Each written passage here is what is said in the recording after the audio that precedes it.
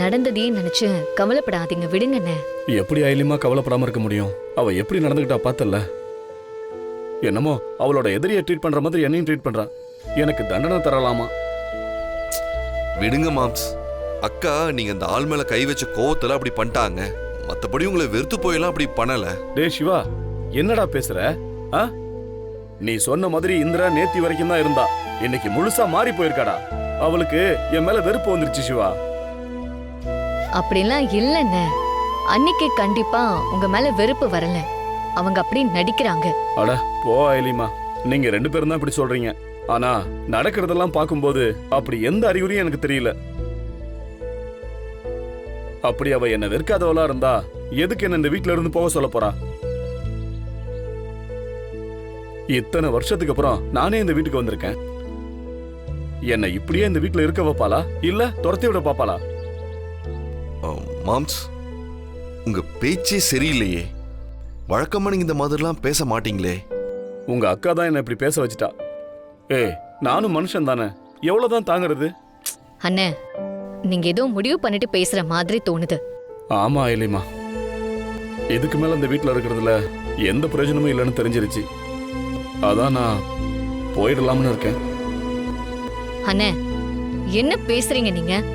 நீங்க இங்க இருந்து போறதுக்காகவா நாங்க 2 பேரும் கஷ்டப்பட்டுட்டு இருக்கோம்? ஐலி, நீ எதுக்கு இப்ப டென்ஷன் ஆகுற? சரிங்க மாம்ஸ், நீங்க போங்க போங்க மாம்ஸ். இங்க பாருங்க, ஆனா பாவை இங்கதான் இருப்பா, பரவாயில்லையா?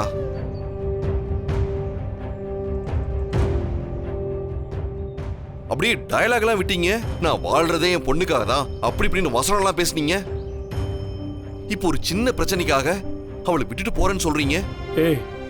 நான் இப்பவும் சொல்றேன், நான் பாவைக்காக தான் வாழ்ந்துட்டு இருக்கேன். எனக்கு எல்லாமே அவதான். அப்ப என்ன பண்ண போறீங்க? பாவைய அக்கா கிட்ட இருந்து பிரிச்சு உங்க கூட கூட்டு போக போறீங்களா?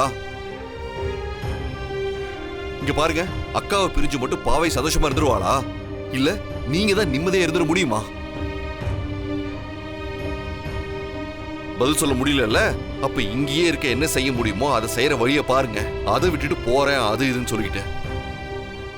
சிவா, நீ சொல்றதெல்லாம் ஓகே தான். ஆனா இந்திராணி என்ன சொன்னா பார்த்தல, இதுக்கப்புறம் ஒவ்வொரு நாளும் நான் கஷ்டப்படுற மாதிரி நடந்துப்பேன்னு சொல்றா. அவ அப்படி ஒரு முடிவுல இருக்கும்போது அதை மீறி நான் எப்படி இந்த வீட்டுல இருக்கிறது? அண்ணன் சொல்றதும் சரிதான் சிவா.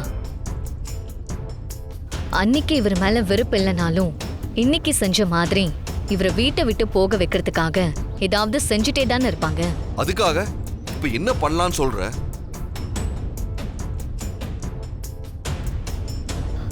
இதுக்கப்புறம் ஒவ்வொரு ஸ்டெப்பாலாம் எடுத்து வச்சிட்டு இருந்தா வேலைக்கு ஆகாது. எவ்வளோ சீக்கிரம் முடியுமோ அவ்வளோ சீக்கிரம் அண்ணனை ஏத்துக்கிற மாதிரி பண்ணணும். அதுக்கு என்னமா பண்ண போற? அன்னைக்கு உங்க மேல இருக்கிற அந்த பழைய லவ் எல்லாத்தையும் வெளியே கொண்டு வரணும்.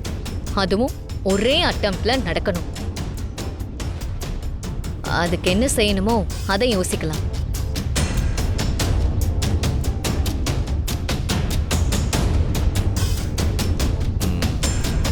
என்கிட்ட ஒரு ஐடியா இருக்கு, ஆனா அது கொஞ்சம் பழசுதான், பரவாயில்லையா? பழைய ஐடியாலாம் எக்ஸிக்யூட் பண்றது தான் இப்போதைய trending. Old is always gold.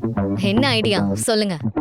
பேசாம நாமளே ஆளை செட் பண்ணி மாமா அடிக்க வச்சா என்ன?